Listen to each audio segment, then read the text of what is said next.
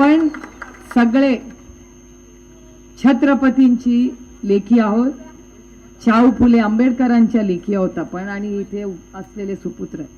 मला कोणी शिकण्याचा अधिकार दिला तर सावित्रीबाई फुलेंमुळे मी लिहायला वाचायला शिकले. मला मताचा अधिकार कोणी दिला? बाबासाहेबांनी दिला. मला भाषण आणि मोकळं बोलायचा अधिकार कोणी दिला? बाबासाहेबांनी दिला. मला या रस्त्यावर मोकळा फिरण्याचा अधिकार कोणी दिला? बाबासाहेबांनी दिला. मला निवडून गेले मी, याची सुरुवात कुणामुळे झाली? बाबासाहेबांमुळे.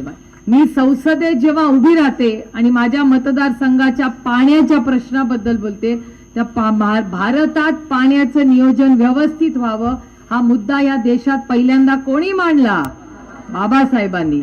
वीज तुमच्या घरापर्यंत पोचली पाहिजे, त्याच्यासाठी एक ग्रीड असलं पाहिजे, त्याचं नियोजन देशात असलं पाहिजे, हे पहिल्यांदा कोण म्हणलं?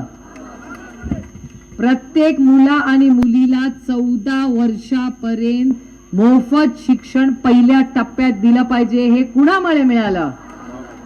तर काय काय सांगू तुम्हाला. आपण सगळेजण आज जे इथे उभे आहोत, मोकळा श्वास घेतोय, जगतोय, भाषण करतोय, आंदोलन करतोय, हे आंदोलन कुणामुळे तुम्ही मोकळेपणे करू शकता? बाबा. त्यामुळे आज आपल्या आयुष्यात जे जे चांगलं आहे ते परमपूज्य आपले लाडके भारतरत्न बाबासाहेब आंबेडकरांमुळे आहे. त्याच्यामुळे त्यांना वंदन करूया आणि त्यांचा आदर्श ठेवून आपल्याला बीड आणि परभणी या दोन्ही जिल्ह्याला न्याय द्यायची नैतिक जबाबदारी आपल्या सगळ्यांची.